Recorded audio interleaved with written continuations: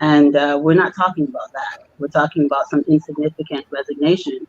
And for all we know, he just resigned because he's too busy. Like I think I did read something where he said he was trying to do something else with his time. So I'm not going to read too much into that. We have a bigger issue, which is that Samakai isn't taking his seat, and that's a violation of the Constitution. They don't have the right to overturn a election that they've already said was constitutional, free, and fair. Okay. Only the citizens can do that, or he could be impeached after he's confirmed and certified. But that's a different topic. So my short answer is I don't think it's really that important that Thank you. PYJ resigned. Thank you. Let me go to Kwame this time on another issue. The president has just appointed Mr. Moni Kaptan, the former minister in the Taylor's administration, as head of the board of directors for the Labrador Electricity Corporation. If you look in the president's we as government now, we see the vice president is the wife of the former president. You see now Moni Kaptan. You see other elements from the NPP government being part of the Weird government. Some are saying both the Weird government and the Taylor's government are now becoming indistinguishable. Your thoughts? I'm not going to delve into what other thing. The president has the power, and it's like you say, at his will and pleasure, to appoint whosoever he wants and fire whosoever he wants. We're not in the president's mind. But when you early open, you try to use the soccer analogy that now it was time now players are being switched around, and that's a good thing of a leader. If you feel where you find power being rationed all over the place, you find them saying, "Oh, employees will get maybe 50 to 60% of the salaries." You find power theft that is now a serious offense in the country, and you don't find one person behind bar, and all of these things happening. The only good thing is, to reshuffle, and that's what I think the president did. And we're waiting in the coming weeks or months to see what the presence of a very, very, very, capable and educated man like Mr. Katan will do with this particular job. Thank you. Let me go to Wade this time, and it's about Senator Darius DeLong, the proverbial light. There has been some controversy with President DeLong flying first class or business class or economy class. Front page Africa reported that he lied about flying first class, which looked like this is yet another unforced errors on the part of the senator. We saw that at first he posted the photo, later he denied, so no, I was not, I was only visiting first class. Now he has come out that he truly flew the business class. How many of these unforced errors can the public tolerate from their light? Well, this has been a confusing situation for myself, a little bit disappointing for me.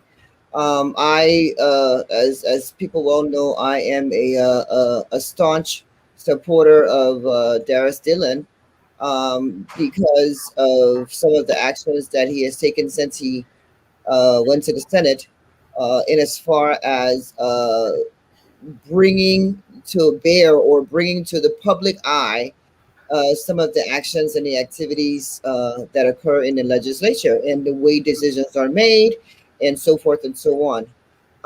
When this story first came out, frankly, my original thought on it was, okay, so he flew business, so what? I mean, what's the big deal?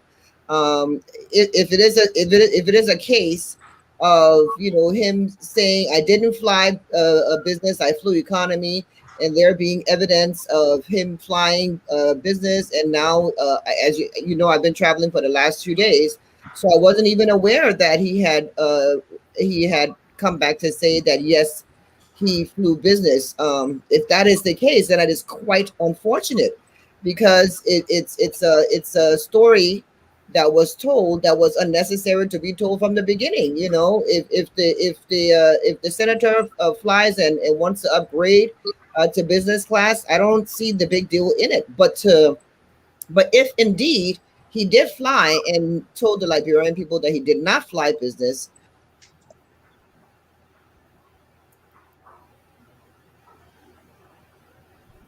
we can't afford to happen, and you can't have too many of that sort of thing happening. There's a saying that, you know, to whom much is given, much is expected. And Senator Dillon campaigned on a platform of bringing light, transparency, being the voice of the people, and so forth. And this is not a behavior that we would expect of him. I once again, I've been traveling for the past 2 days. I just landed in the U.S., so I need to dig deeper into this to get information. But if what you're saying is correct, then no, I'm disappointed, and I'm sure that many of the supporters would be disappointed that this happened. Right, and I didn't read that he has come forth to admit that. It was reported in front page that he did fly business class. Let me go to Mr. Sherry. Mr. Sherry. And let me just add this: as far as I know, as of about 48 hours ago, I had engaged the senator on this matter, and he's very adamant that he did not fly business class. So yes, I did see the report from Front Page Africa, but the senator is still saying that he did not fly business. Mr. Sharif, this is yours. And after Mr. Sharif, any one of you can jump in on any of the other issues that we've been discussing so far. Mr. Sharif, we saw the paper come up, and this is about Councilor Tiagon Gonglo. It looks like, from what we're seeing from a group called Team Gonglo, that Councilor Gonglo may be contesting or throwing his hat in his race for the presidency 2023. It's not being verified, but we see this flyer going around about Team Gonglo, and the field is already crowded, some may think. Does Gonglo have a chance, or can we really have this crowded field, or you think we can just pick from the menu we had already? Okay, so I'm waiting for your candidacy to come up so I can be your campaign manager, okay? So this is the thing. Every time there is an election cycle, right, we have people, okay, there's folks working here at the 9-to-5 job, and they can get like $5,000 to $6,000 in their suitcase, and they're ready to run and take the first flight to go back home and run for president. So yes, this field is going to get crowded. I'm waiting for you, but I'm going to say that I'm not running, okay? I'm not running in 2023. But let's come back to that issue, right? Gongolo, Councilor Gongolo, he can run. You know, I think he's a competent individual. He's certainly better than the one we have now. And so I don't really have a problem. Yes, the field is crowded, right? The field is going to get crowded, and this is always the case. So I'm not surprised. This is the thing with Liberia. I mean, every now and then, you know, you get, you know, people coming out with petition. You know, if you or I was down there and you go around the community 2-3 times, you know, and then you get a petition to run for president. So anybody can get a petition. You know, Corey is not there, but, you know, with the kind of talented, you know, person she is, and Wadi, I'm sure, you know, one of these days you all will get petitioned to run. So I'm not surprised. You know, I'm not surprised. Thank you. We cover a lot of ground. Let me go to you, Mr. Weeks. Which of the issues you want to respond to? I mean, almost all of them, and all the brothers and the sister here, they've said stuff that are on point.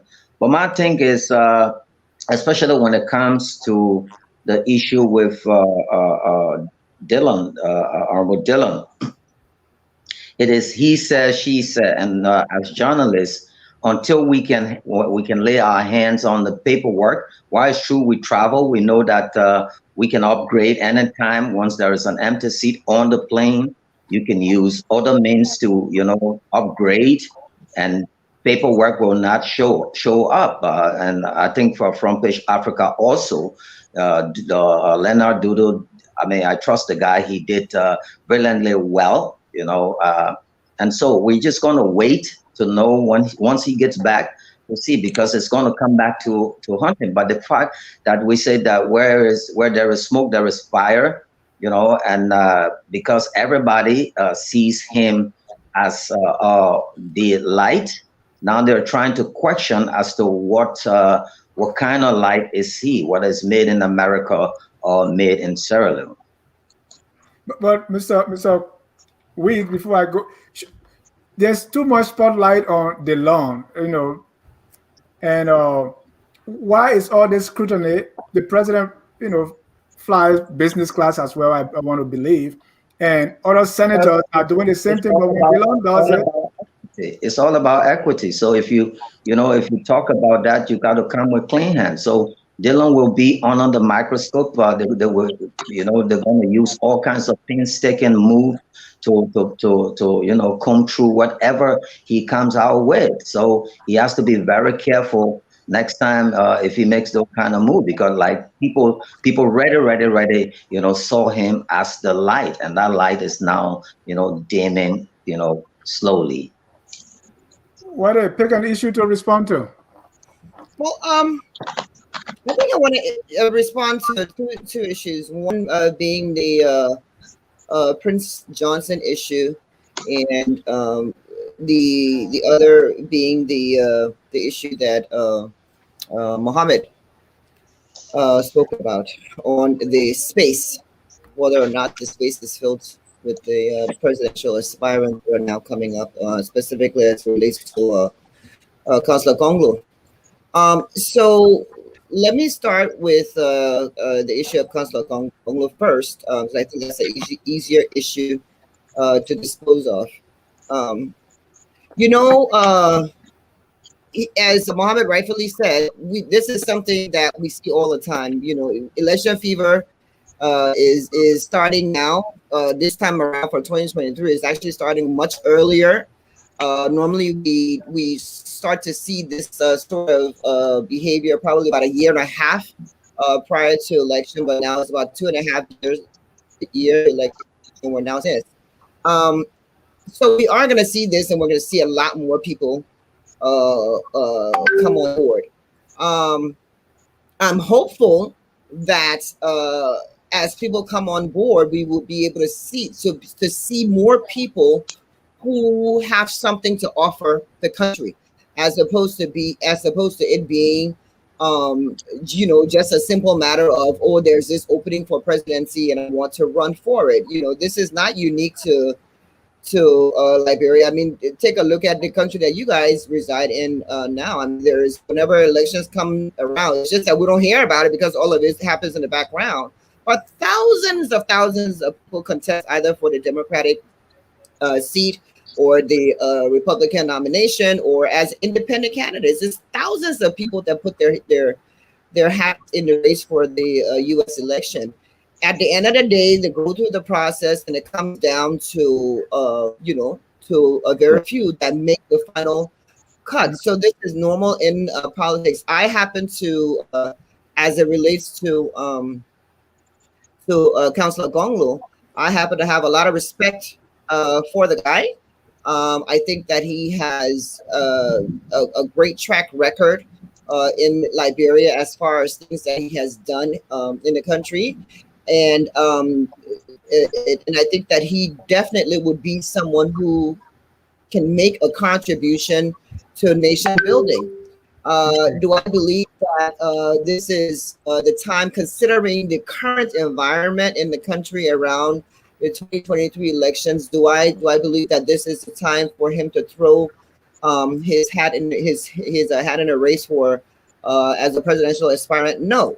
Because there are other dynamics that are going on that impacts not only his ability to reach that final mark, but impacts the overall overarching goal of opposition. Now, like I said, this is going to come down to the wire. And if it is indeed true that Councilor Gongolo is considering this, I'm pretty sure that he will form a part of a team that's going through opposition to make this successful. He's someone that I welcome into the space, and I think it's a good idea for him to put his hat in the space, not necessarily as an aspirant, but in the space. Now, the second thing I want to talk about. And quickly, you can talk about that quickly. Okay, no, go ahead. Let me give another person a chance. Yeah. So let me go to Mr. Kuni. Well, maybe I want to talk about 2 or 3 things. Maybe let me start with the Gongolo thing. And like most people on the panel, Conglo is a very respectable Liberian. He has demonstrated his character over the years. So many people know him. But the issue of his candidacy and the issue of other people's candidacy is all within the larger issues of what we've raised here. We think it is about time for our electoral laws to be reformed in Liberia. We have an electoral system in which there is no minimum qualification for anybody to enter the race. As a result, every electoral process, we end up with 20, 30 candidates, people that even get 0.8. I mean, how do you go to national election? Then you get 0.8, 0.3, and we, it costs money. You have to bring these people on a ballot. The ballot costs money. So I think there has to be a clearinghouse. I mean, not because anybody can walk and sweat and play soccer. There are requirements. That's why they got first division, second division. I think these are the things the national legislature need to be pushing to refine our electoral system so that we don't have these multitudes of candidates, most of them that join the race to position themselves for cabinet level position, when the election is over. The other issue. Are you applying that's the situation with Councilor Gongolo? No, I'm not. I'm stating the fact that most candidates do, not Gongolo. All right, go ahead. Then the other issue I want to comment on, my sister who talked about talking about Prince Johnson. She mentioned the issue of Samuka. Look, the issue of Samuka has been decided by the laws of the Republic of Liberia. I don't think anyone is depriving the people of Lofa County representation. The people of Lofa County elected someone with a very flawed character. They knew his criminal. All the criminal allegations were known when the election was held. So because they elect him, are we saying now that we should overturn our laws because the people of Lofa elect someone who is a convicted felon? That is not a fair application of the law. The mayor is a convicted felon. The law says a convicted felon cannot do X, Y, Z. That is the law of the land. It has nothing to do with the representation, somebody trying to deprive Lofa of representation. I mean, Mr. Samuka can do Lofa County a favor by giving up the seat and they can have a by-election. Or, I mean, the law can apply. That's the law of the land. The other issue, the last issue I want to talk about is Dillon. You see, everybody keep talking about Dillon. Say, why? There's scrutiny. Dillon is the product of scrutiny. He was produced by scrutiny. He scrutinized other people. That is the point. Let people always remember that. He gained prominence by scrutinizing the behavior of other people. He gained prominence by scrutinizing policies, by scrutinizing things that members of the legislature did. And he's doing these things now, and then his fallback position is, those things were allocated. What are you talking about? The benefit you criticize previous other legislators, why you think those things were allocated? They didn't take them by in the middle of the night. Every benefit was allocated. And then when he's caught with these allocated benefits he spoke against, the defense began, but it was budgeted. So that is the thing with him. Yeah. Let me go to Mr. Sharif, and then Carl will be last on this one. Mr. Sharif, which issue you want to tackle? And Wadi, I will come back to you with at least 1 minute to end your thoughts. Go ahead, Mohammed. Probably a couple of issues. Now, the issue with Darius Dillon. We're sitting here talking about Darius Dillon. George Weah took a 3 dozen delegation to France to have a photo op with Emmanuel Macron of France, to have a photo op with Hillary Clinton, to have a photo op with the president of the African Development Bank, in the midst of COVID, in the midst of people dying in their cars, in the midst of people dying at home because the hospitals are filled. There are no beds right now. This president, in the midst of all of this, took off with a 30-member delegation for a vacation and photo op, which begs the question, what is this president doing? Who is he? Is he interested in governance, or is he interested in the trappings of the presidency, the celebrity trappings of the presidency, which is that I'm going to go out there, I'm going to go visit my girlfriend in Accra, and nobody can do anything about it. I'm going to go to Paris and meet my friend Emmanuel Macron. I'm going to go out there and have a photo op with world leaders. This president right now, the opposition has to hold this president feet to the fire. And I'm tremendously disappointed that the political opposition in the legislature are not doing their job. This president needs to be held accountable. At the very least, there should be an impeachment proceeding going on right now, but that is not happening. All we're seeing is there are members of the legislature who are also flying to the United States and other European capitals, leaving the people of Liberia dying in their cars, dying in their homes. So right now, the country is beckoning for leadership. The country has no leadership at this time. And I'm tremendously disappointed that we're not even talking about that, but we're sitting here talking about Darius Dillon in first class. It doesn't matter. It doesn't matter. It does not matter that he's flying first class. The president of Liberia goes to France, and all he got from Emmanuel Macron is 40,000 test kits. When Dr. Dubignon offered his services, the president refused. The president turned down Dr. Yan's services because he wanted to go to France to vacation. Everybody takes their girlfriends, their wives, and their moms and grandmoms on these delegations. Smith Toby was on your show last week, Hummer, and he refused to answer your question. He refused to answer your question. He said, well, I was on the delegation, but I wasn't counted. Are you not a human being?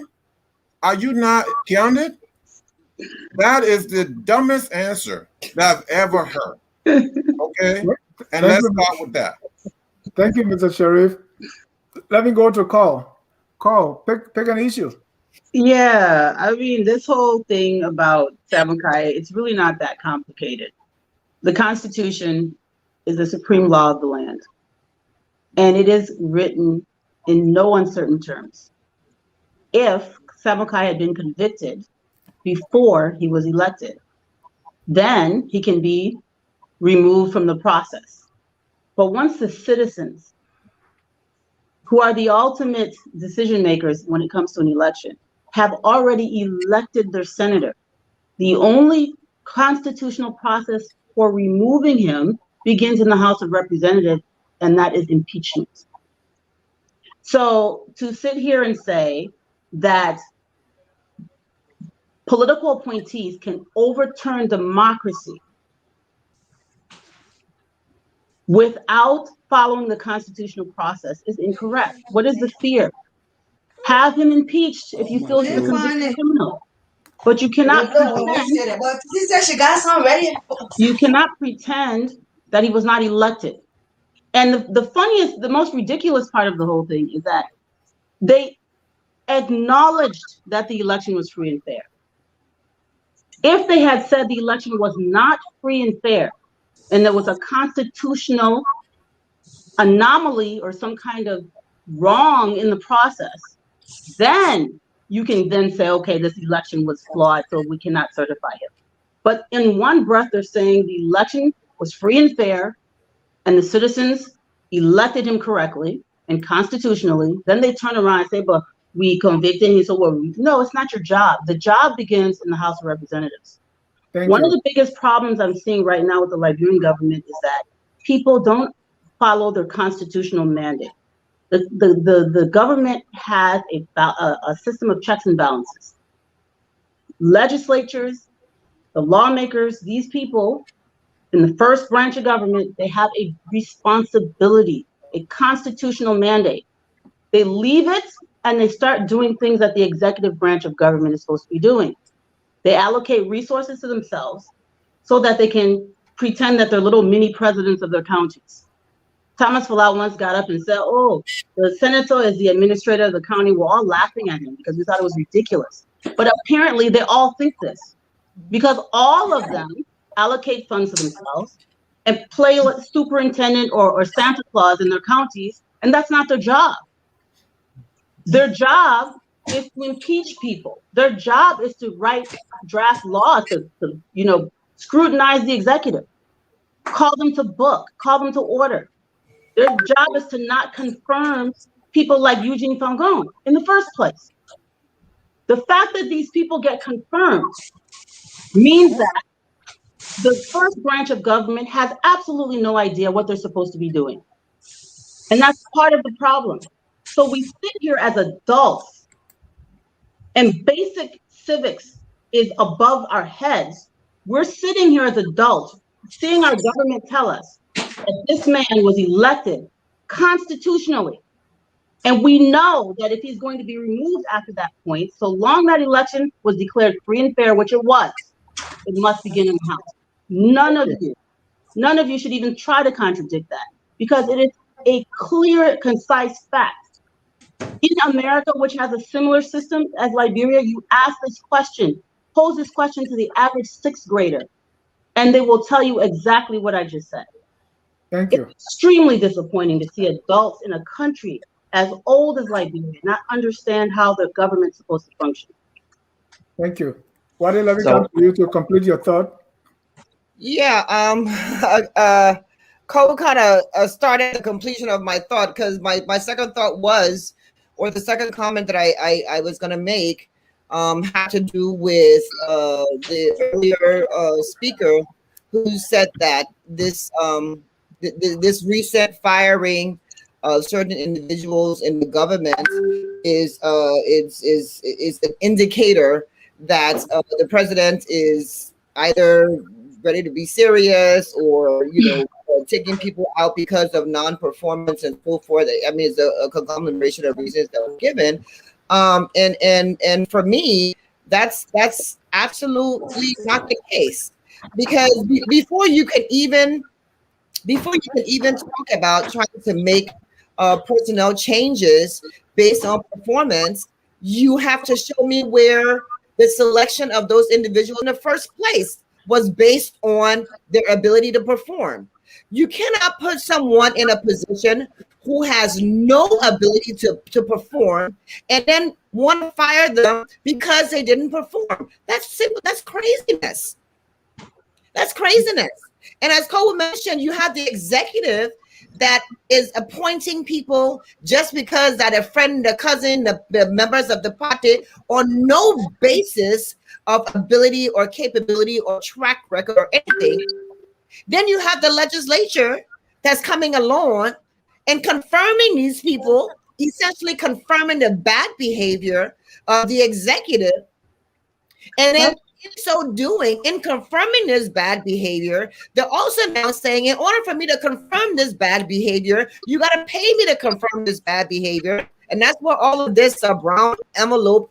And now, I mean, we've gotten really sophisticated to the point that we're including brown envelopes in budgetary line items. It's the whole thing is a pot of jambalaya. And you have a situation where you have a country I study nations, because I want to understand where Liberia is in relationship to other nations, whether it's developed nations, developing nations, underdeveloped nations. And what I'm saying in Liberia right now, I do not see anywhere else. It's like, show me one thing that works. not the executive, not the legislature, not the judiciary. Nothing works. And so the question is, I mean, and I know it's easy to point fingers and say, okay, you're not doing this, you're not doing this. But if we were to start pointing fingers right now, there is nobody in government that is doing what they're supposed to do in any of the branches. I agree. Thank you. I think Kwame, I don't know if Kwame agrees with you. Kwame. No, I don't. I'm so happy for my brother Sharif now. He says the president can visit his friend. But before the president will even buy his ticket, they were all saying that the president will not even come in maybe a couple of meters or whatever to Macron. And, you know, it is easy when you don't wear the shoes. You can stand from afar and say where it hurts. You know, to pin a boom and boom picture about Liberia or being in this is a tough thing. You know, it's a very, very, very tough thing.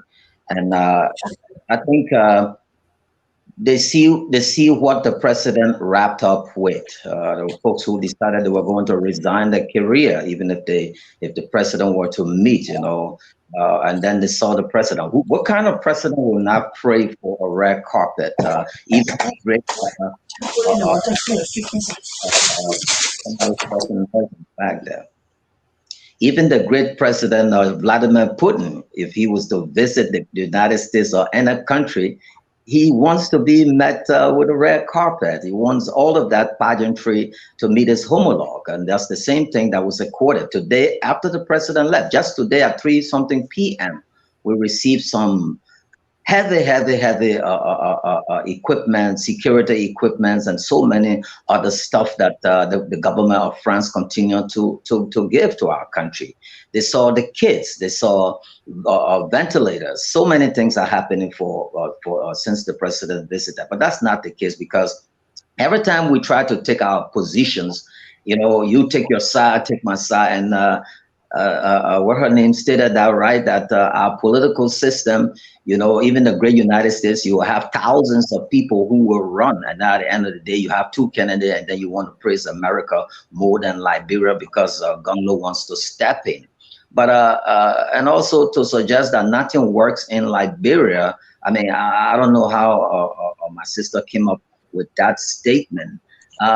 Liberia, when 30 plus years ago, we all decided that, okay, we will change our country, our leadership, maybe through an invasion. We will collect our dollar just to support, to get rid of one person to fix it. We're reaping what all of us sow into this country, you know, to the 30 plus years. Ellen came here. We thought, oh yeah, we changed because the world contact, billions pumping, the security and everything. You know, and I don't mean to beat on past precedents and so forth, but if we take an approach where it would be all of us involved and we can criticize, but when it comes to a point where you say, oh no, the president got to go, we got to impeach him, we got to do this, then it becomes a serious problem. Then everybody now becomes a tug of war. You hold your end of the rope, I hold my end of the rope, and let's see what happens. At the end of the day, who makes the decision is the ordinary people here who go to the ballots and vote. And in the first place, what her name was talking about, if it was true democracy, let the people will then impeach, the lawmakers will impeach Samukai. It is not the place for whoever. In the first place, that man should not have been, you know, given the chance to run. In America, you and myself know it will not, under no condition, happen, and even the people won't have voted him.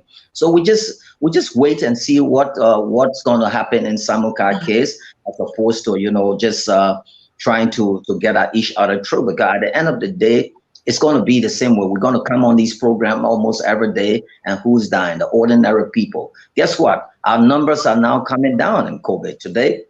31 cases compared to the 70, 80 plus. And the changes are, you know, yielding fruits, especially for what's unfolding now at the airport. Somebody needs to get fired.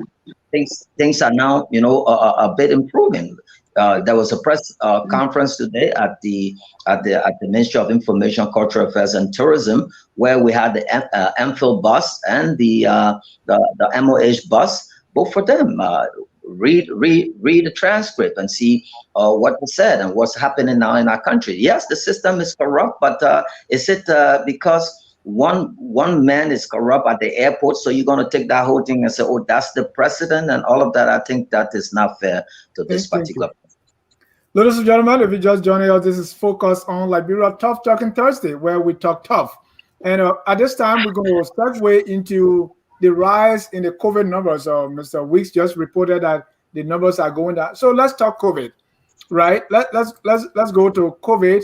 We saw that the numbers were rising. In fact, there was an alert from the U.S. declaring us at level 4. People were dying, and probably is a result of the Delta variant. We're not too sure yet. At the airport, what we continue to hear is complete chaos. There have been political critics of the government, and the result issue has been always reported in the news. We saw the president traveling during the COVID crisis. So my question to you all is, where is the leadership in this COVID crisis, and what has been the opposition response? What are they doing as well? So let's talk leadership in time of COVID. And let me start with Wade. Wade, you are on the ground. Where's the leadership? Yes, it doesn't exist. Let me just start there. I happen to have very recent experience. I traveled from Liberia yesterday, as I mentioned before. I just arrived in the U.S. and there were several people at the airport that were up in arms. Some of them were highly upset, but were able to remain calm. There was this one lady in particular who, I mean, I just felt sorry for the lady. She just couldn't hold it in anymore, and she used every 4-letter word and expletives, you know, on the folks at the airport, because she had taken her test, and when you went online into the system, it showed that she had taken her test. It loaded that her test is negative, but whoever was responsible for uploading the certificate didn't upload the certificate.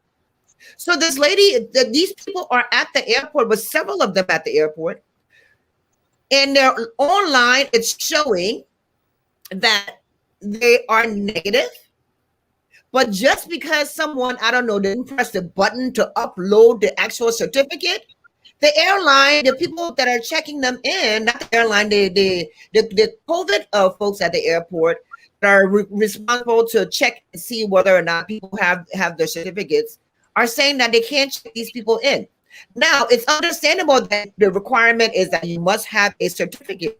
But if I'm the person that's in charge of that process, if I put your name and information in the system, and I see that you have tested, and I see that the result is negative, there should be a next step, which is the MPhil people, who they are now supposed to be able to contact someone at this facility that is responsible to upload and say, you have to upload this passenger's certificate because they're here waiting for it. But instead of that, they just say to the passenger, well, your certificate now online, so we can't do nothing for you. And they just have this just hanging around there. Now, mind you, because there are so many people in these situations, the very COVID that we're trying to not congregate about, everybody's up in arms. So there's this huge crowd that has congregated around where everybody is supposed to be in line 6 feet apart together. So who's responsible for that chaos?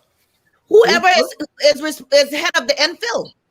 Okay. Whoever is in charge of MPhil is responsible for the entire process. And they're responsible for the people that report to them under that process. This is not a new phenomenon. This is every single day that there's travel at the airport, this occurs, right?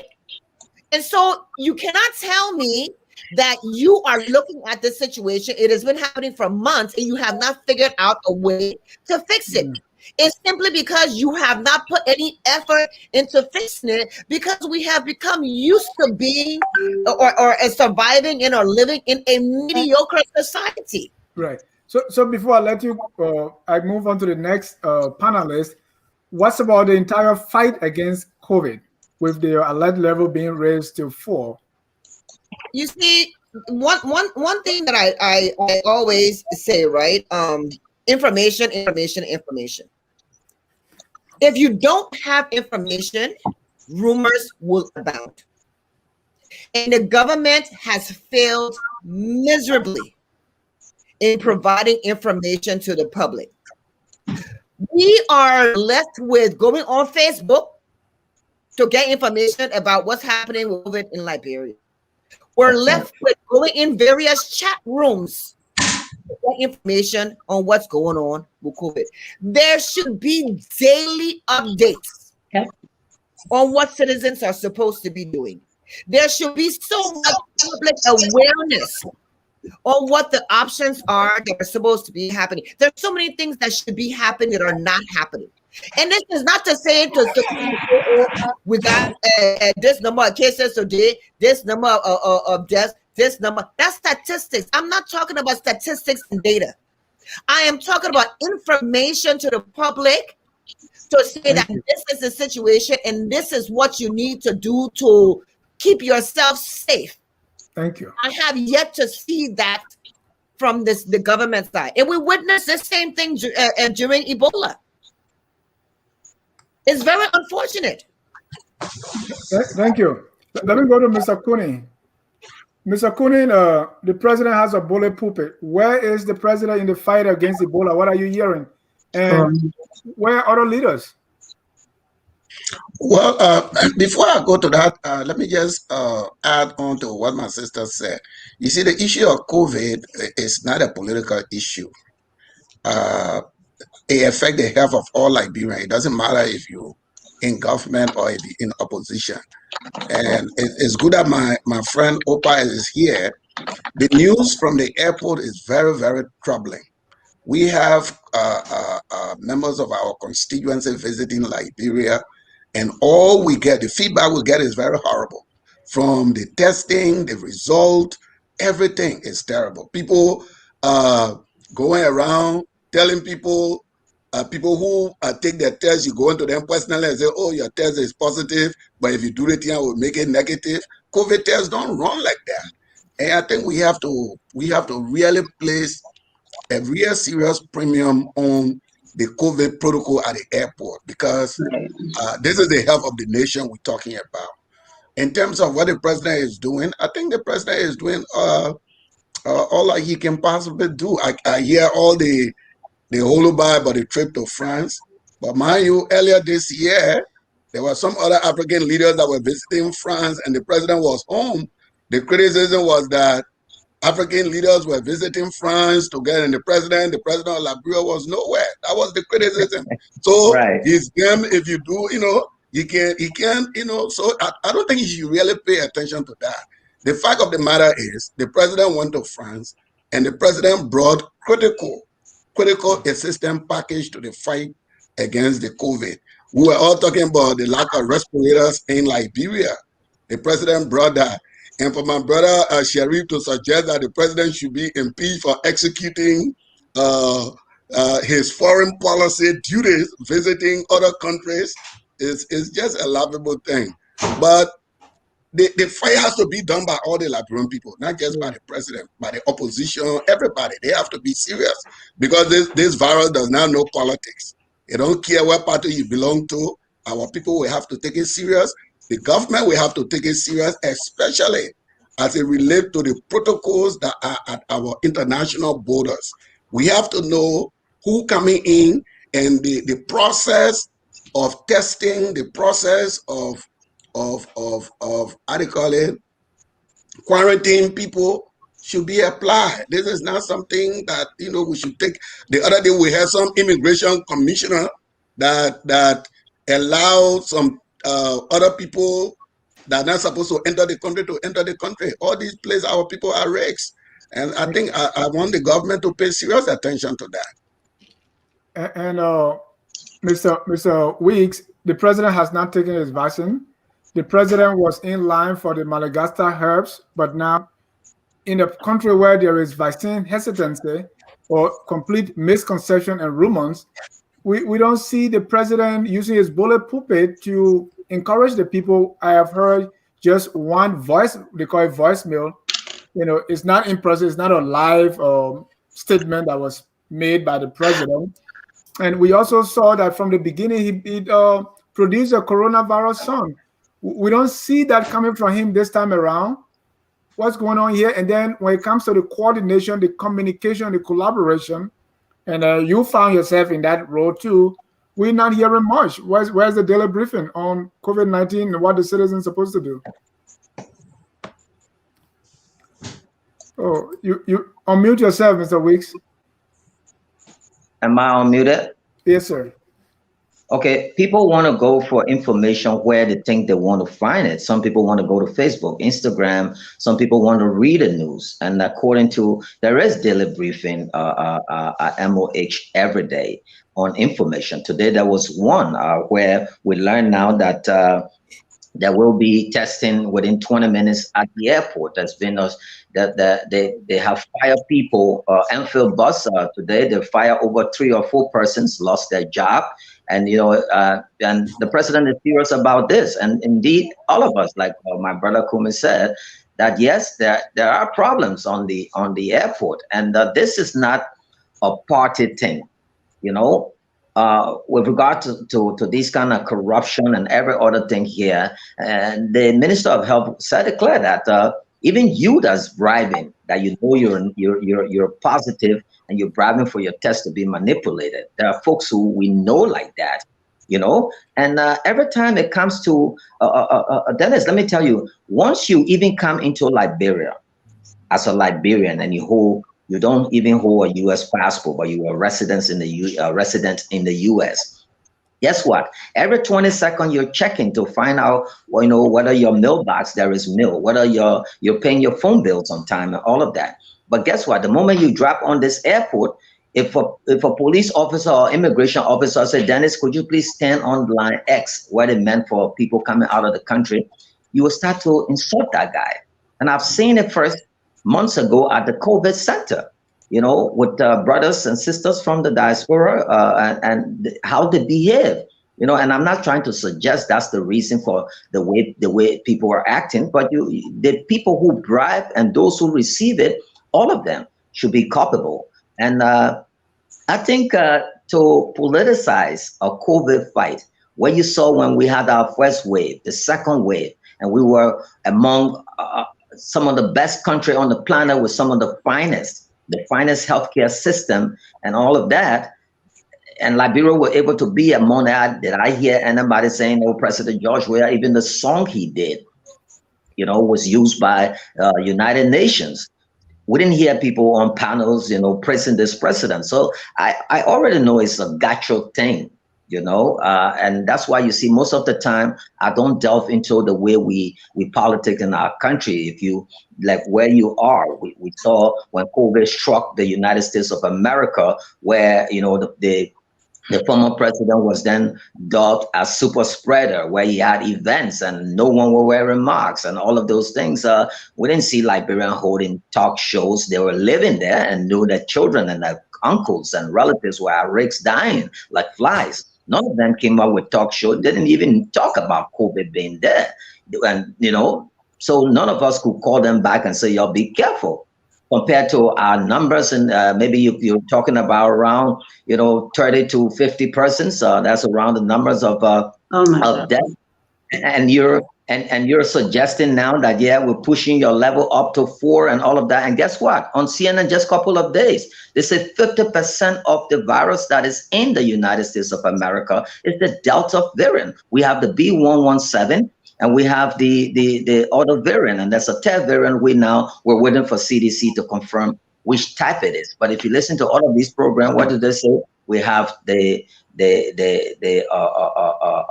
Delta variant, which is not true. So these things are, yes, we have a serious problem at that airport. We have a serious problem at Enfield. But when we're discussing these kinds of things, you see your brother there, didn't he say he tried to pivot when you asked about Dillon? Leaders are leaders. If you want to question the president, you should be questioning your boy Dillon. He's out there. You know, he should be out here, you know, rallying the troop of Montserrado. Montserrado County is the biggest county where you find, you know, the numbers are so high. This is like the epicenter. And thank you. Yeah. He's away. Thank you. Let me go to call. I mean, that was really difficult to sit through. And I'm so disgusted that we're talking about human life. It could be any of our relatives. It could be any of our children. It could be anybody. And we're sitting here trying to downplay a situation where every single person on this panel, I'm sure, has lost someone that was close to them in the last couple of weeks. That's how bad it is. We don't even test people. People die, they just bury them in the interior.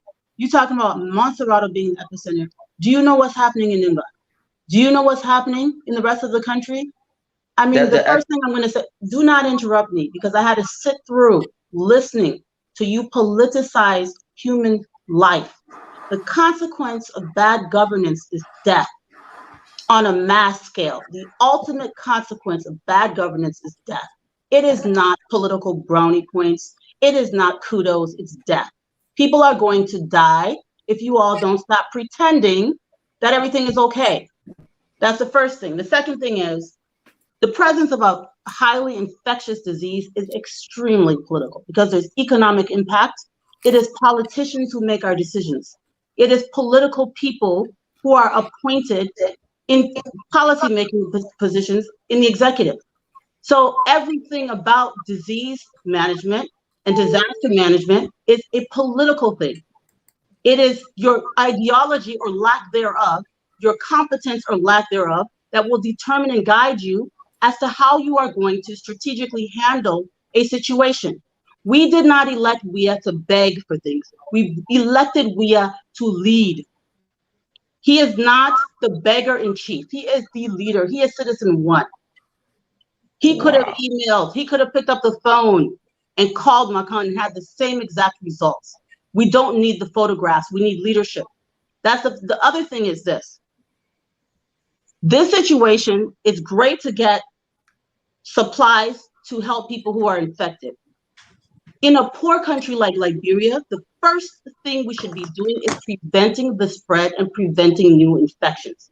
Because if this thing multiplies like it did in Indonesia last week, we won't be able to handle it. There's not enough begging in the world that's going to save enough lives, okay? So our main priority, all of this, oh, I came on the show to defend my person thing, put it out the window. What we should be doing is figuring out on a national level how to prevent the spread. Contain the infection by stopping non-essential travel from county to county. There's already a blueprint in place. The next thing is, one of the fastest ways that infectious disease spreads in Liberia is through the transportation sector. The government of Liberia, the national, all the non-governmental organizations, the Cummings Foundation, everyone needs to get together, have a strategic meeting. They need to include the transportation sector.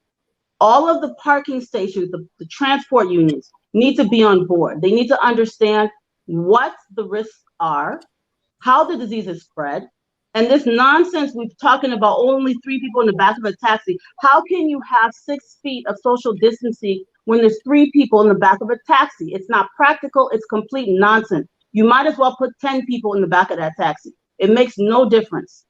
So we have to make some really drastic changes in the short term in order to save more lives in the long term. That's what leadership is. Leadership isn't sitting and covering things up, pretending everything's going to be okay if we under-report. That is not how the world works.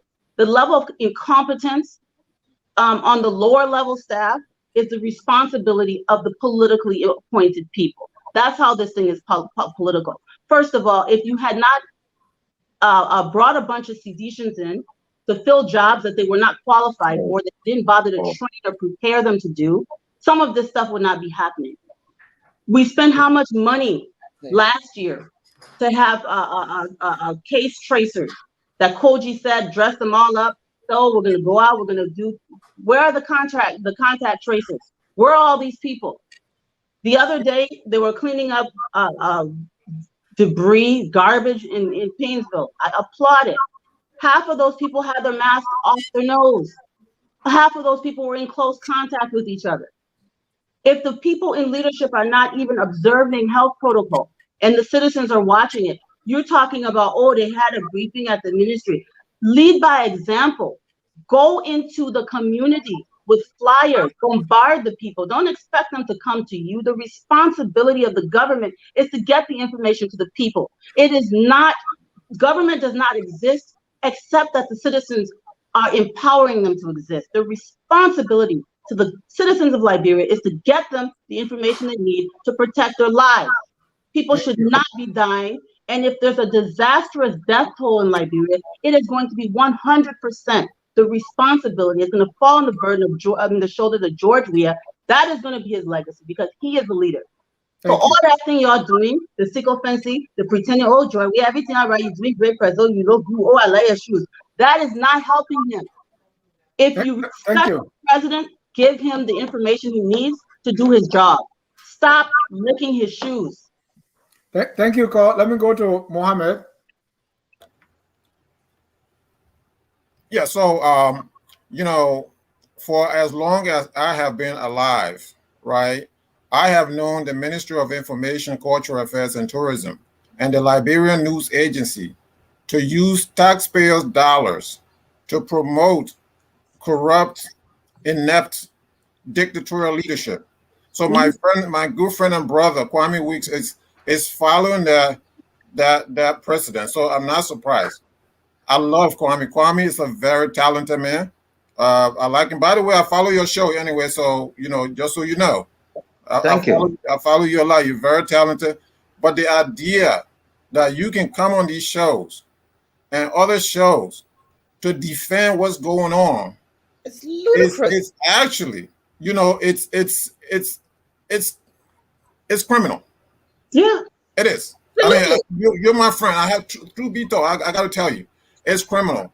When are some of these guys like the MICA bosses and yourself going to be patriot enough to say enough is enough? We're not going to use taxpayers' dollars to promote ineptitude. This president is one of the most corrupt, inefficient leaders that we've ever had.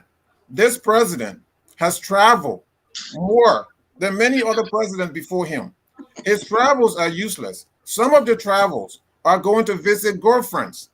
Okay, you got social media busting now with girlfriends who are fighting one another. This president. So because of all of this, because he has fallen asleep at the wheels of national governance, this country now, Liberia, a 174-year-old country, is not equipped to handle a mild thunderstorm that we call rain in Liberia. So they can't even handle a mild thunderstorm. They can't handle a flood, let alone a pandemic. So what the president does, he flies to France with 36 delegation. Everybody and their mom and grandmom, their grandpa, their friends, okay, their brothers and aunties and so on and so forth are on that flight going to meet Emmanuel Macron. Emmanuel Macron. They're having photo ops with Emmanuel Macron. They're having photo ops with Hillary Clinton. And my friend's Kwame response is, well, some people said the president was not going to travel. So now he's proving his critics wrong at this time of national calamity, at this time, you know, in the crucible of crisis. This is when leaders are made. When you have a major crisis, this is when leaders come out. Leaders become leaders when they're a crisis. But what's happening in Liberia, when there's crisis, the leaders run away. And it's led by Dr. And I say that, okay, very comically, Dr. George Weah is the first one to fly out of the country when there's a calamity. This is inexcusable. This is wrong. And the legislature, I hope, again, that the legislature can look at this and start an immediate impeachment proceedings against this president. If nothing else, somebody needs to be held accountable for the losses that are going on, for the death and damage that's going on right now. We're losing a lot of people in Liberia right now because of the incompetence, the ineptitude, the insensitivity of this president. And so it's inexcusable for any one of us to defend his leadership.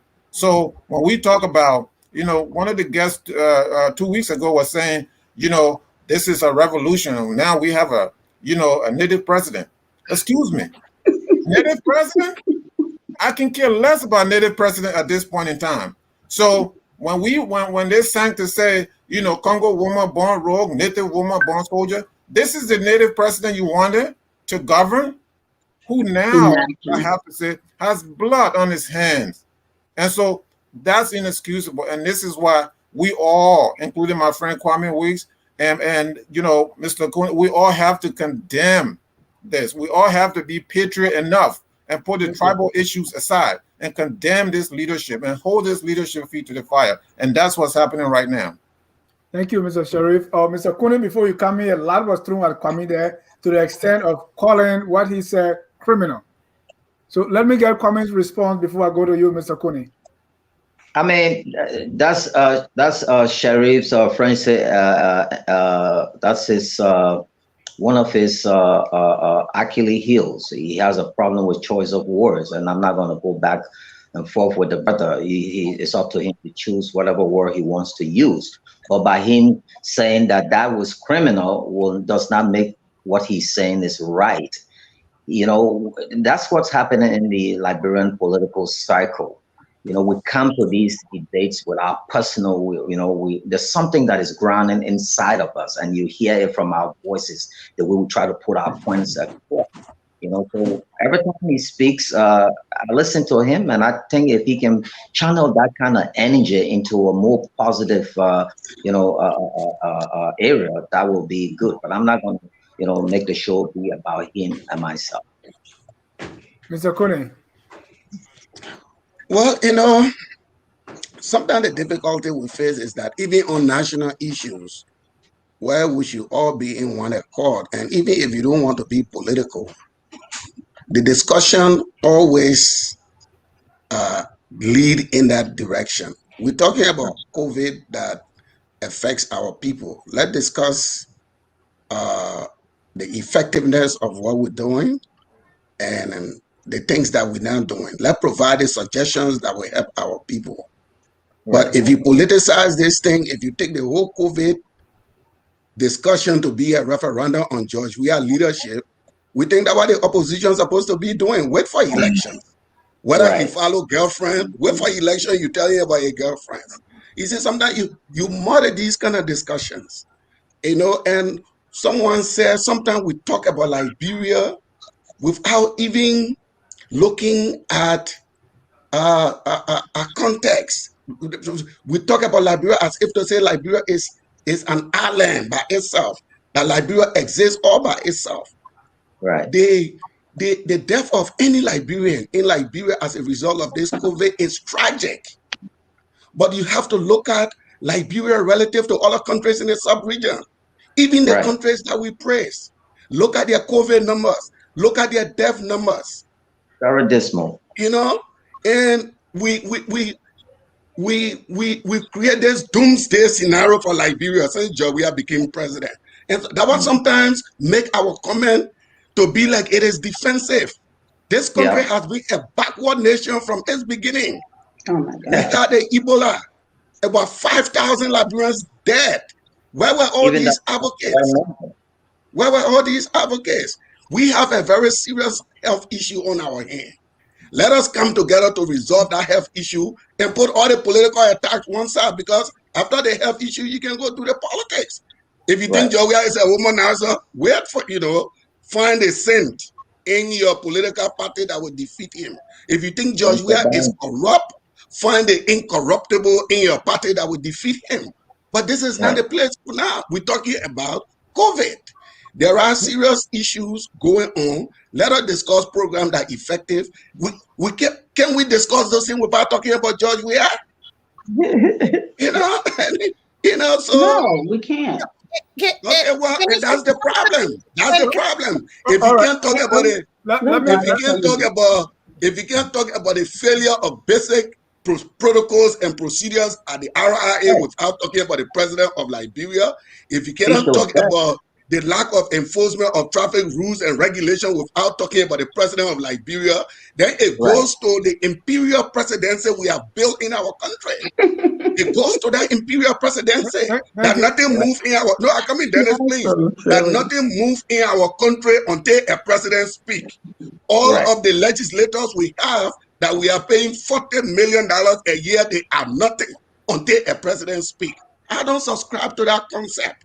I don't subscribe to that concept. I subscribe to the concept where we can do things even despite of the president, in spite of the president. That is a vibrant nation. A nation that put their hand in the air until a president speak, until a president move. I cry for that nation.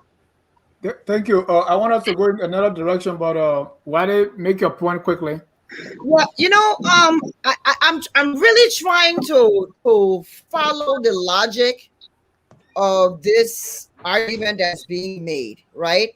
And I'm trying to understand how Mr. Weeks and Mr. Cooney are actually able to say to us that if we are experiencing all of these pitfalls and problems in our country, that we shouldn't call the president's name.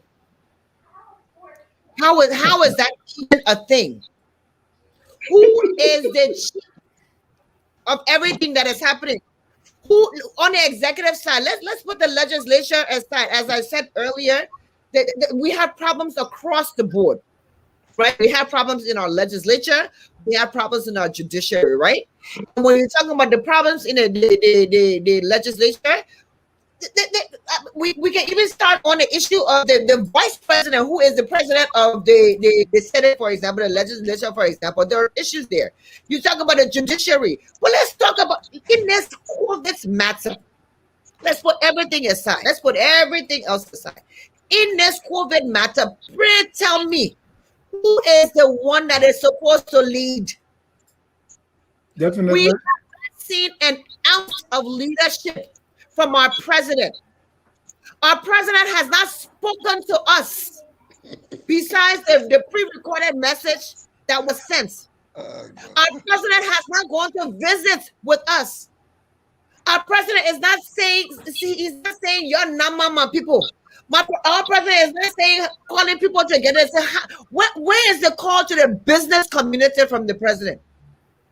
Where is the call for the medical librarian, medical experts in the diaspora? Someone mentioned before. Dr. Yam, what I call it, offered to help. That offer was turned. Pray tell me, who is the leader? Yeah. Thank you. Talking about leadership, we also see that, and I wonder why people say, let's devote politics of this. Of course, when there is health issue, when there is crisis, when there is pandemic, there is political leadership. There should be political will on all sides. So there is no way we can mention COVID or the response to COVID without mentioning the leadership. In this case, the president. But let's go to the opposition.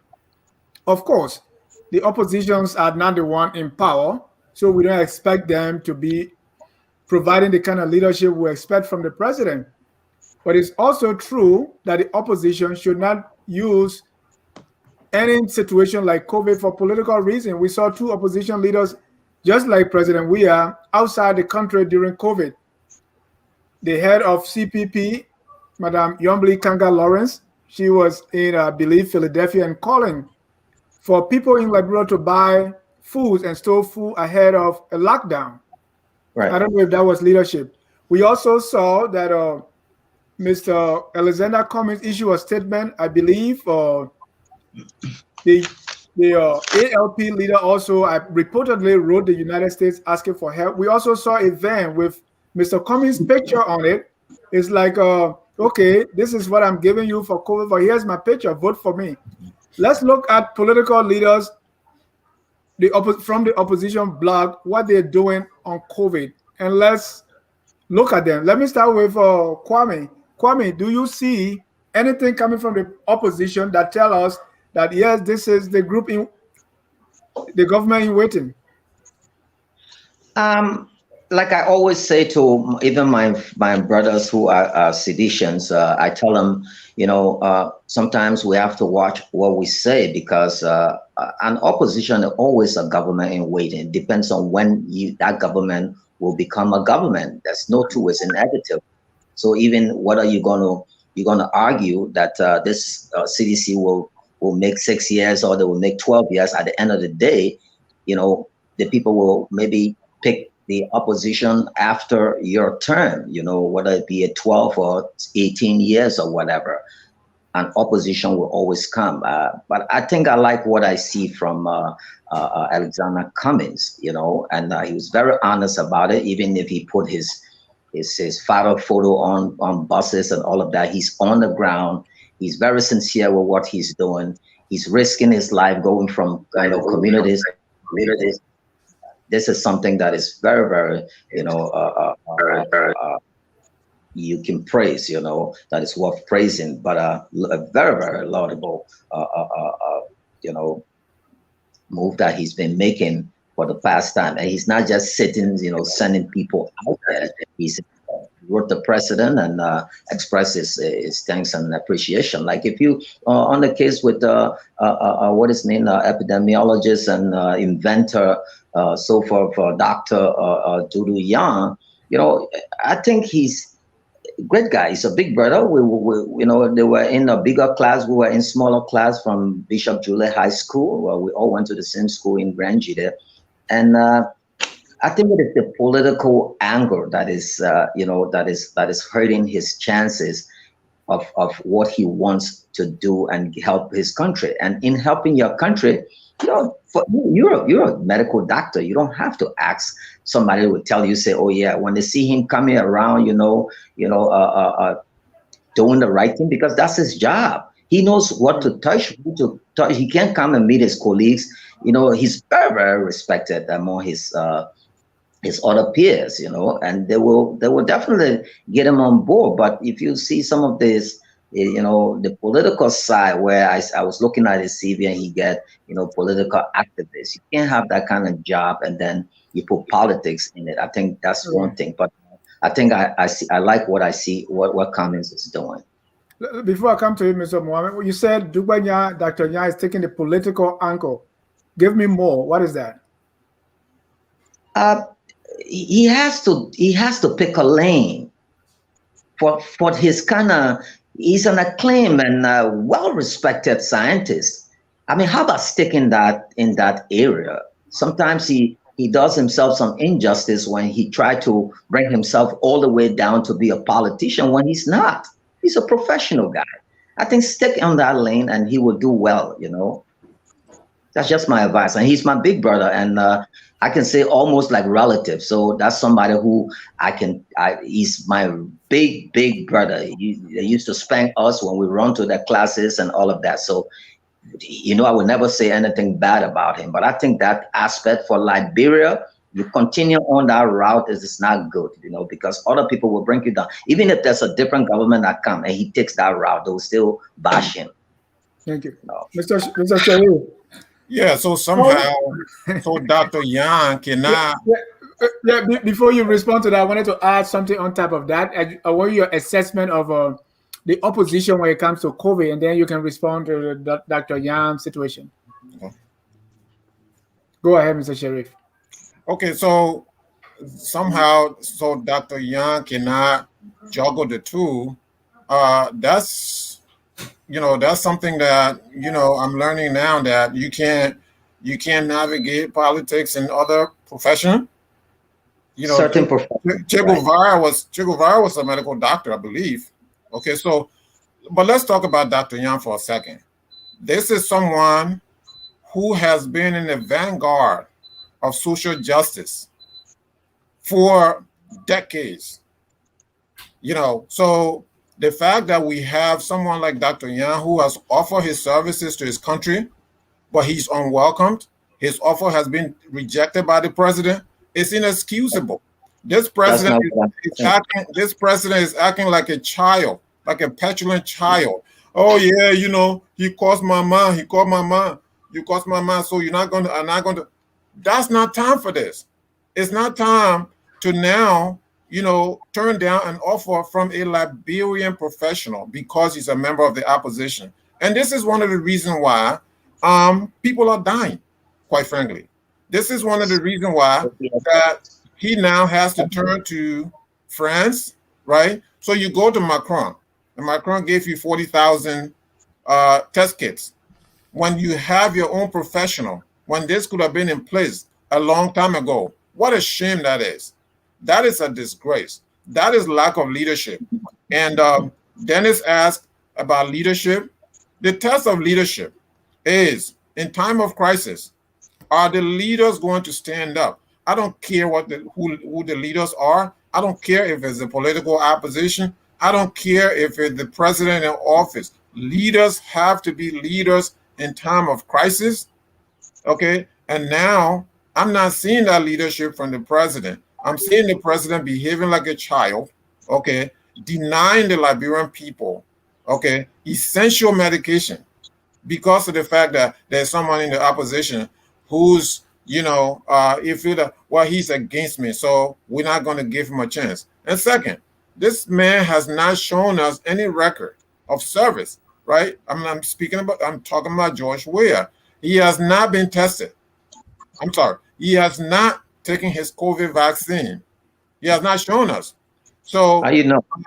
The president, what I heard is that the president said that, the COVID vaccine, if you take the COVID vaccine, it will render you impotent. So the president said, I'm not going to take it, right? Because some of these things, it's childish, right? Wow. He's a denier.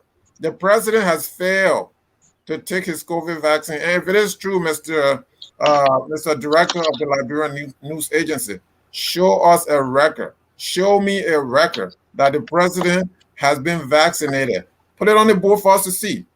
I just asked you a question. I said, how you know he took one or he didn't? I have not seen a record of the president. I have not seen anywhere in your video. I follow you a lot. I have not seen anywhere in your videos where you said, oh, yes, today is a great day. And here is the president of Liberia taking his COVID vaccine. This is the first vaccine. Oh, yeah. Okay, next week we're going to go with the president. He's going to take the second vaccine. Have you shown that to us yet? Or are you keeping that video somewhere? Thank you. Let me go to. He hasn't done it. Thank you. Let me go to call on the leadership on the opposition side when it comes to COVID, or have they also politicized it? I've already said that, you have a deadly pandemic. We're at the dawn of a very deadly pandemic. Of course, it's political. So there's no one that has any level of competence or experience in any field that is not going to lend their criticism, their advice, their suggestions to the powers that be. The problem is they're not seeking out the people who can help them, because the sound people are not singing Muya or praising you. They're going to come in and they're going to say, hey, you're going to have to do some things that are not going to necessarily be, make everybody happy, but to keep them alive. There's got to be a lot of tough decisions made. I worked through two pandemics. Wada myself, actually, Wada was in Liberia during the Ebola pandemic. I was as well. I worked with the transportation sector. We put a lot of very good documented mechanisms in place. Wada Powell was on the front line of the Ebola crisis as well. A lot of people who are in Liberia could provide a wealth of information. These people should not have to go knocking on people's doors and saying, please let me help. There should be somebody that has the presence of mind to scout these experienced people and bring them together. The first mistake that was made, when you all say these things are not political, they literally dismissed the whole technical class of the government. They dismissed all the technocrats, the directors, everybody down to HR, and replaced them with inexperienced people. That's the politics of it. And that's where the incompetence and bad governance comes in. That's what leads to mass death when things like this happen. It's because nobody knows what to do. They don't know what to do. They don't have experience. And they don't know where to seek the help that they need. And they're too arrogant. They'd rather pretend things are wrong. So there are a lot of people who didn't serve in government in the past, but are very critical of the present government, because if you have any level of competence, you will be. It doesn't mean you hate the government. It doesn't mean you hate George Weah. But when you're competent, incompetence is not something you're going to tolerate. And eventually, you're not going to keep quiet. This is why you have a scientist like Dr. Nya speaking up against incompetence. You cannot keep quiet when you see certain things like this going on. I don't care how much you try to be apolitical. Speaking about social wrongs and gross negligence is what people who have sense do. And so to avoid that, they surround themselves with people who are going to praise him. And that's dangerous. So with that being said, I think that, I appreciate what Mr. Cummings is doing. I think everyone needs to do what they can when they can. I think things need to be more coordinated. I don't think that there's a little bit of this air about the situation where it looks like, oh, I'm doing this because I want to run for president, so I'm going to make myself president. I think there's a little bit of insincerity that like when people are seeing, but at the end of the day, the outcome is going to be the same, where people get what they're supposed to receive, and that's good. So for that, I commend him. I just think it needs to be a little bit less politicized, because this is not about promoting a candidate for future president. This is about serving the people. And I think it might not be coming from him as much as it is from people around him. Constantly, oh, look what Mr. Cummings is doing. And I think that's a bit off-putting for me. But with that being said, he's doing a lot more than the entire government, from what I can see. I don't see where government people are going into communities and talking to people. And I'm not in Liberia. I have a very small narrow window of how I see what's happening on the ground and talking to my friends and family who are home. But I believe that I see a lot of volunteering going on, a lot of people putting money. My cousin, Dr. Conglo went to Liberia with a bunch of supplies. She got detained at the airport and harassed. She's got a whole nother story. But my cousin went to Liberia and gave a lot of private citizens. And, so this idea, when you're asking if the opposition is making it political, there's a little bit of an air of that, but for the most part, they're doing such a good job. I mean, I didn't see anybody from CDC during the Ebola crisis get up and say, oh, I'm going to just volunteer and I'm going to give, money, and I didn't see that happening the way that I see it happening right now. So I absolutely commend Cummings. I commend everyone who's doing something. And the last thing I'll say is I think it's important for those who are in charge to know who their experts are. This is not the time to be playing, this person doesn't like me, or this person criticized me. Those are the people we need. We need the critics. Like I said, I mean, I was in Liberia. I saw Wade. I saw Mayor Bro. Mayor Bro says she in your government now. So y'all reach out to the people. I'm just shocked, We just went through a health pandemic. Where are our soldiers that were in the front line to help us contain Ebola? They have the know-how. Tap into it. Thank you, Carl. Let me go to Mr. Cooney. Well, while we praise the effort of those who contain Ebola in Liberia, let us not lose sight of the fact that Ebola came under control largely because there were about 3,000 American military personnel that were in the country. That's not true. It's a fact. It's a fact. That's not true. That is not true. We're not going to allow you to do that. There were about 3,000 United States. You are not going to sit here while I'm on the show and pass that kind of misinformation. That is not true. We were there. That's not true. Again, I said there were about 3,000 United States. I'm going to tell you that they were there. They did not contain it. They came at the end. We were there. We were on the front lines. We know what happens. So there was no American there to help. They did not contain. They Mr. did not contain I said there Ebola. were 3,000 Americans that helped to It was contain. Liberian doctors. the It was reason that it Liberian got health contained. workers. That is Why did they come to Liberia? There then? were Okay, 3,000 Americans. hold on, Cohen. Why they left? Couldn't finish. Go ahead. Dennis, misinformation. Don't allow your platform to be No. of Liberian medical professionals. I'm not going to allow it. We got your correction, Mr. You Kune. people have spewed disinformation and misinformation It on is this not platform. misinformation. We I have respect facts. your views. I have We respect facts. your views Hold and we on, let you hold on. rest. Yeah, Let me rest. you're Hold not on, dealing with fools. Every You can't do day that. You can't do that, sir. every day you spread misinformation on That this is not true. I platform. cannot We allow you to rest and then then we react to you. So you got to be a little bit patient. Go ahead with your point. Again, I begin my point. The Ebola crisis in Liberia was brought under control largely due to the massive infusion of U.S. resources in the country, led by the presence of United States military personnel. I say that. Okay, go Security ahead. in Liberia was maintained largely by the presence of over 30,000 United Nations police and military officers. Those are facts. That's facts. Those are facts. Those are facts. Go ahead. So Mr. Kune, when you land, Janet, I want to. Why do you will come in? Go. Let's Kune finish. I have not seen this kind of harassment before on this platform.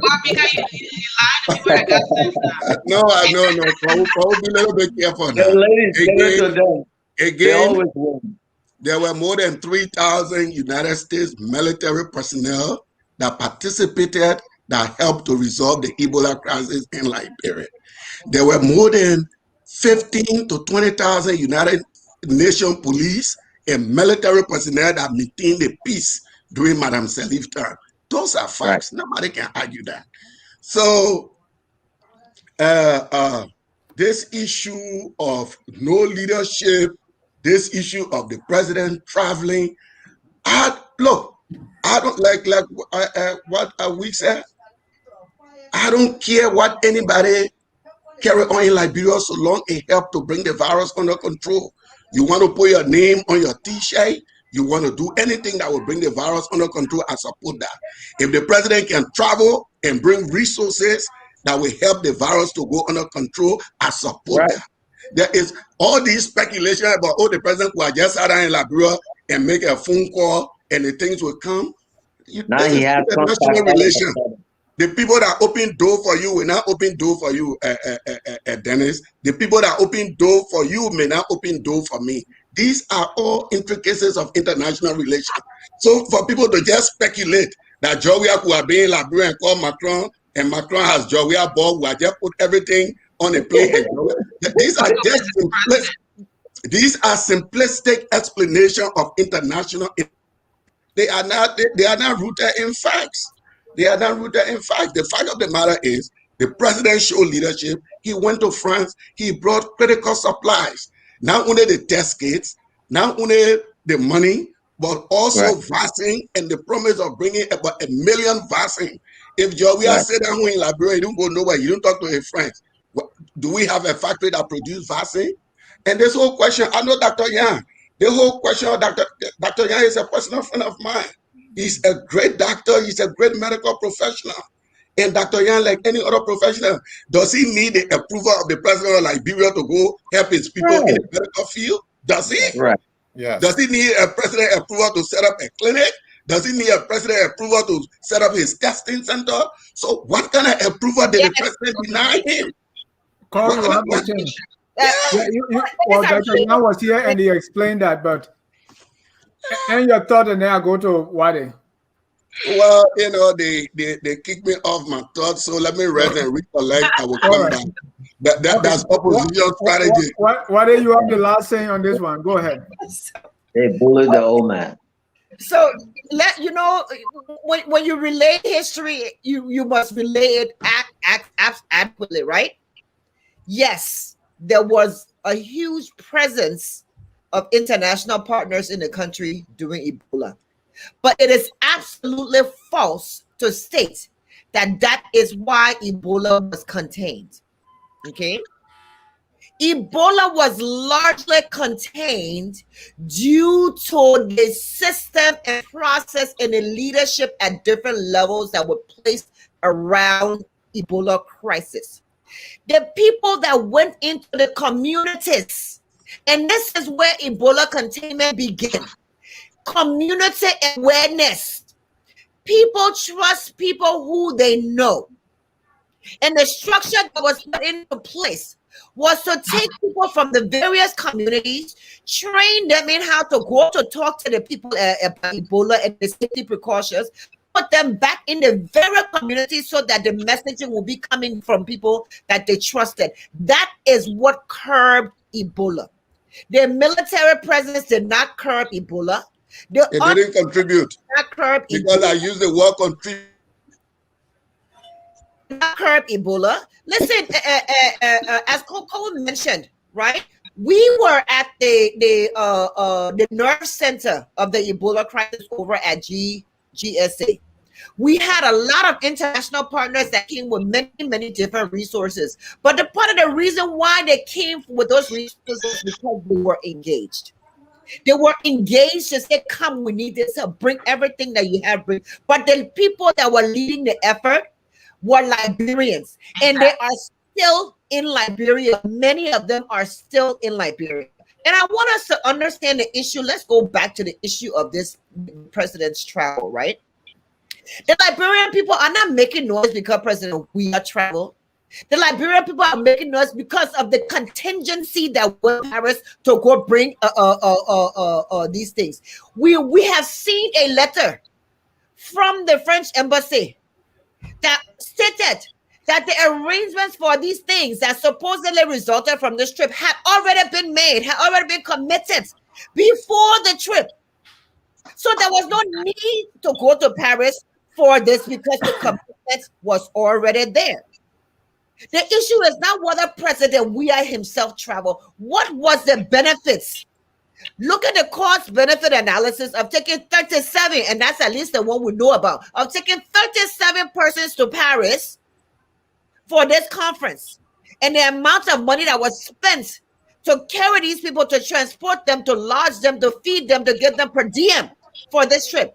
What did we get in return for that? Zilch. Nada. It was unnecessary. Thank you, Wade. At this time, people that went on that trip contributed to $23 million, and we still have yet to see this 23. Not one of them contributed to that, to whatever came. It was unnecessary for them to be on that trip. Thank you. Thank you. Ladies and gentlemen, this is Focus on Liberia. This is Tough Talking Thursday. We are discussing the president's trip, the rise in COVID numbers, and some current issues. Let's get our viewers involved here. And then after our viewer comments, we're going to go to our segment, our final segment. Mayele Gia says, no loss in Liberia, and it is sad. Lord help us. Sam Wallow, if folks like Gongolo would just understand and appreciate the significant role of the legislature in making the country functional, it would be so much more logical for him and others like him to pursue legislative seat to bring the change they desire. Truth from folk is asking, will you run for office and offer the Liberian people a better choice? I don't know who that question is directed to. Dave is saying, Councilor Gongolo's candidacy is monumental and Liberians should applaud it if they are patriotic enough. I'm contemplating suspending my presidential aspirations to support him. He will be the most qualified native Liberian to have ever occupied the office if he were elected. I will encourage him to choose a Southeasterner as his running mate, and the deal will be sealed. They also say, poor excuses, Kwame, leadership is lacking in Liberia. Agatha, yes, he is. Thanks for saying it. And Agatha also talking to Kwame. He goes on shows to praise sing the government. Shaking my head. Sam Wallow comes by and says the conversation today is disappointing. He continued, today's conversation is really poor. Dave is saying, but he's the president, Kuni. He he said, we are is the imperial president. That's what we have. Dave continues, he's busy here. I think Kwame is looking at the liberal mentality in politics, and when it comes to the Yan issue, he's being real and is warning us about the president's mindset. Father Taylor, most of the world leaders have taken their vaccine and their pictures all over Facebook, except President Weah. And we asked the deputy press secretary, he implied that the president has not taken his vaccine. The Americans were not the ones on the front line. Jack B said, this show needs to be called Complain About Liberia. The show is worse than Fox News. All you guys do is complain about Weah. Walter Gwenegale Jr., I wonder if he's related to the former minister. U.S. military personnel did not provide direct patient care. The care was provided by Liberians. U.S. assisted with logistical and in research. Research. They were studying us. I think Mr. Kwame Wig is lobbying for the former Deputy Information Minister Fagon's job. That job is already taken. Amen. Eugene Mensah, how competent you people were when you kept Liberia dirty and filthy for all these years. Competence is important, but love for the country was lacking in you. That's why the incompetent is spoiling Liberia more. Weah is not a leader, and why people still supporting this guy who can't even encourage his people. Sam Wallow again. When did the tide on Ebola in Liberia change for the better, before or after the United States started arriving? And thank you, Sam. Even though the conversation is disappointing, but you stick around, and I really love that. When women are educated, bravo, ladies. All right. So those are the comments. Let me pick two persons to respond to the comment, Mr. Sharif and Wade. Go ahead, Mr. Sharif. Well, the comments just, show that everything that, I have said or Wade have said or Cole has said is true. I mean, Kwame has put himself in a position where, as I mentioned earlier, it's about defending the government. I feel like this, right? Kwame is very talented. He's a very talented man. I feel like somewhere inside Kwame, he doesn't believe in a lot of this stuff. And I hope that's the case. You look inside Kwame, Mr. Sharif. And I hope that's the case. I hope that's the case. Because it's too glaring. Let's face the fact. I mean, Kwame, you are on the ground. You are in Monrovia. And you see that the hospitals are full. JFK, what is JFK for now? Just for killing. Just for killing patients. That's the name I have for JFK, right? JFK is full. Everywhere is full. There is no bed, right? And people are dying. So this is the real issue. So the real issue on this show tonight is for the leadership to listen. I hope they're listening through you. And through this forum, you can, take something back to the administration to say, you know what, I was on this show with some Liberians, and I think this is, and I know this is what was discussed, and I think there's some things that came out of this. I hope that you will be that voice, because your president, your boss does not listen, right? He doesn't listen to criticism.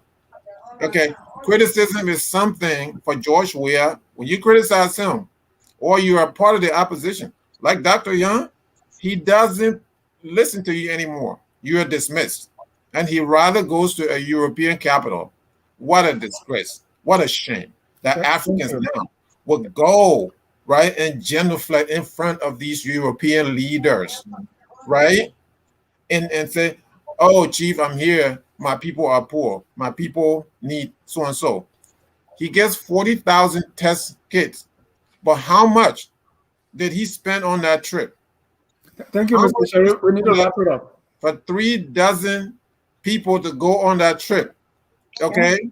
And we don't even have the list. He spent, I believe it will be in the millions of dollars. Thank you. So the return is very minimal. Thank you. And while I'll pull that back, I would say Kwame and Sharif.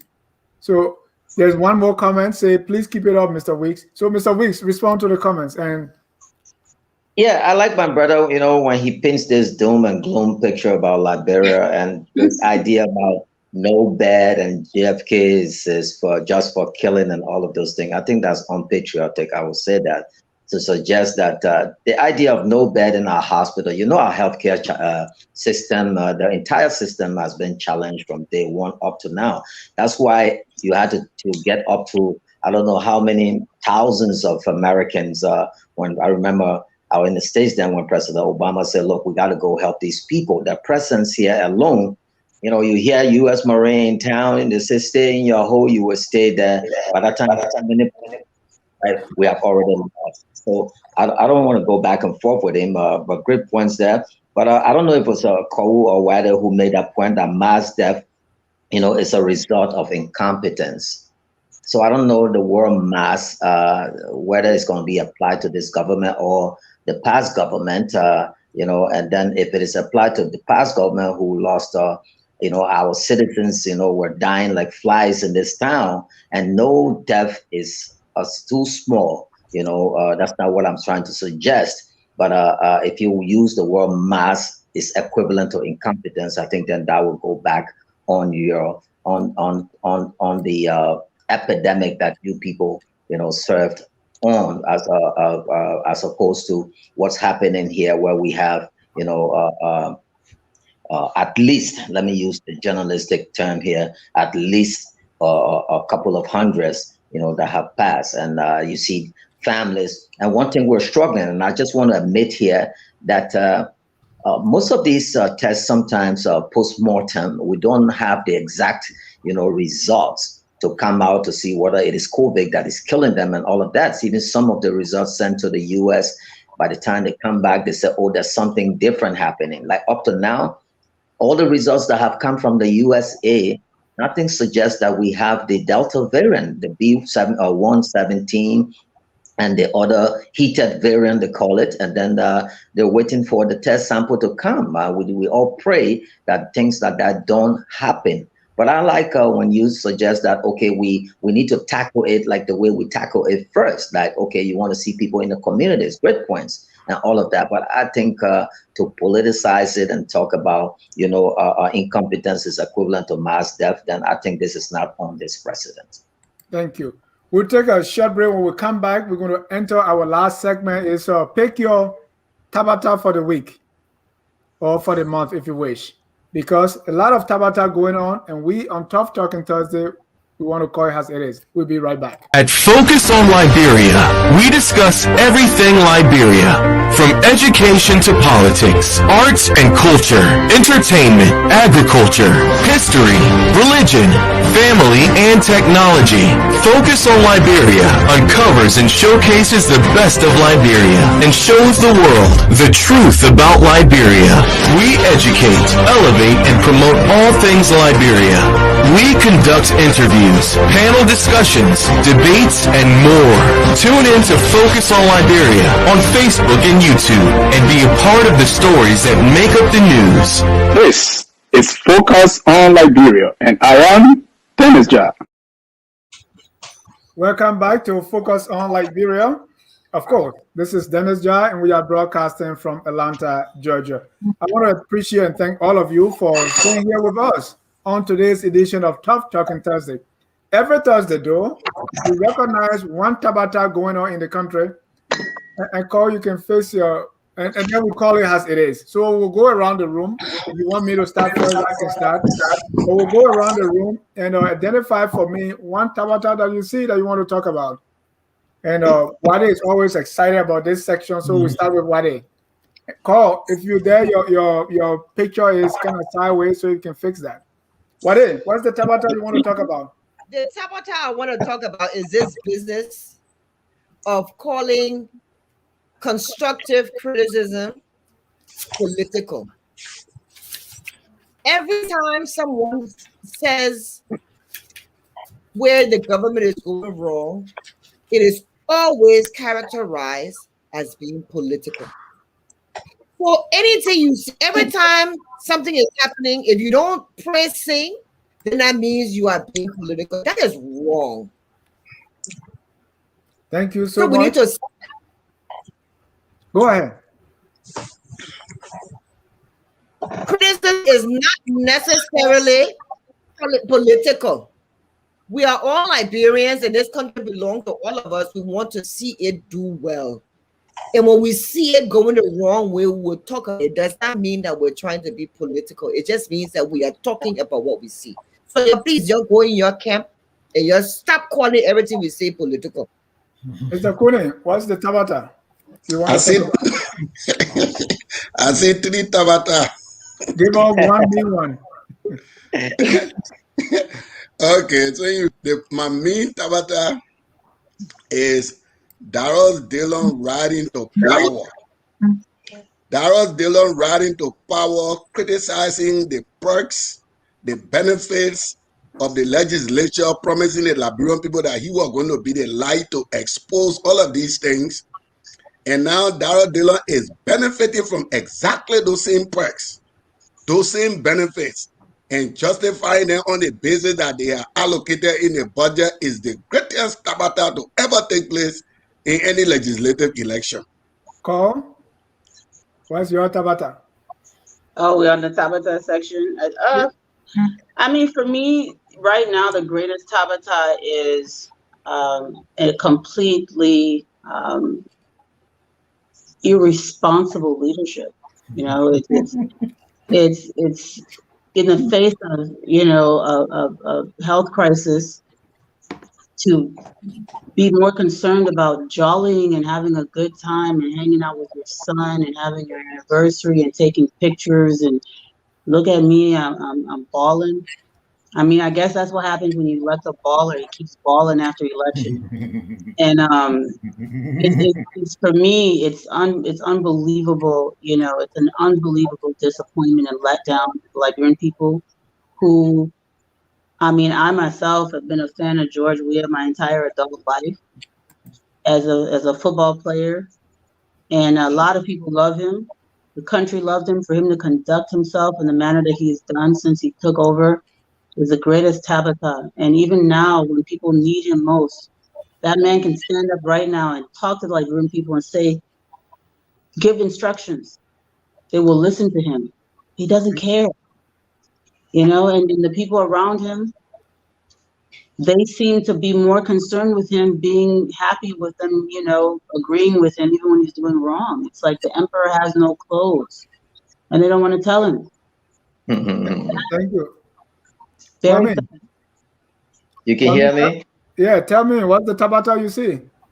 My biggest and greatest Tabata is the national feeling of doom and gloom that is painted by my dear brother and 2 sisters, that, you know, Liberia is Sodom and Gomorrah, you know, the flurries of fire, you know, falling like snow. It's an inferno. We live in hell, you know, in a bottomless pit and all of that. That's the greatest and biggest Tabata, I think, that I've seen so far. Mr. Sharif. Yeah, I like to go to something lighter right now.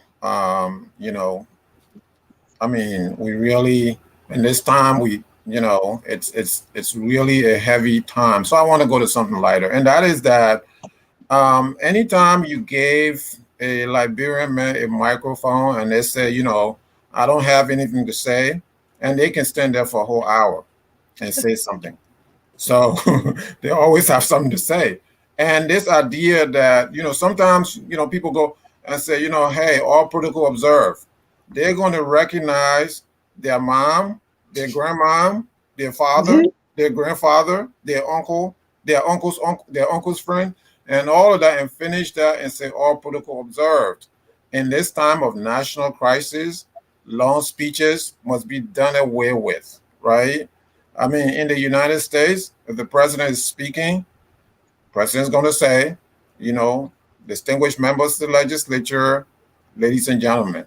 And the speeches are really short and to the point because these people are about business. Right now, you know, sometimes I watch Jefferson Koji and he goes around the room and recognizes everybody, all 200, 300 people in the room. And then all the other speakers are going to follow him also. without due respect. This is the thing that they do, and it's a sign of incompetence, right? So let's stop it. Stop it. Okay. You don't have to recognize everybody. You don't have to say all protocol observed. That's about that for the week. Thank you. What I see here is when Josh Weah won playing for Monaco and won the first championship, Monaco with Monaco, Macron was 14 years old. So as a French kid, I believe he was wearing Josh Weah jersey. For us now to make it like a goal for Josh Weah to stand with Emmanuel Macron to take photo, and on both sides, that's the biggest criticism we got. Opposition figures are saying he would never stand with this guy to take picture, and then because of the picture right now, CDC people celebrating, oh yeah, he's still with Macron. I think that's the biggest tabata. And this is not in vacuum, right? It's because we always think our help comes from the West. I mean, how many times, and that's, I believe, is the biggest tabata, all the time we cry, the Liberian people were writing about Prince Johnson being head of the committee. Nobody said anything. When America said something, it looked to me that he was pressured by his colleagues to resign, and even they offer him a different committee to head or to be part of. When America coughs, we catch the cold. That's a big tabata. Let's learn to stand on our own 2 feet. If we don't stop begging, going out, what not, even when there is this pandemic, how many times have our leaders reached out to the diaspora to do something? You can even give produce an ad and say, focus on Liberia, share this. We have had tons of COVID show here, but nobody called for expertise from the diaspora. All you want to do is to go around Europe and asking for kit that even I myself can buy. Complete tabata. I want to thank you all for coming, and keep it here at Focus on Liberia, where we educate, we elevate, and promote all things Liberia. I want to thank all of you. And whether you just came from the flight and you were on the show, we appreciate that. Most of you came from work. Kwame was just getting home. Cole was still at work. Kuni, I really appreciate your time. I want to thank all our viewers for always keeping your dial right here on Focus on Liberia. At this time, we're going to leave you with the song that says, we are all Liberian. Whether you believe everything we did here tonight is complete tabata or not, we are all Liberian. Whether you believe that President had the right to go to France and get those kids, whether you believe he already took his vaccine or he drank the Madagascar herbs, who knows? We are all Liberians, and we must do whatever it takes to make Liberia that glorious land of liberty. Good night and God bless. We are Liberians.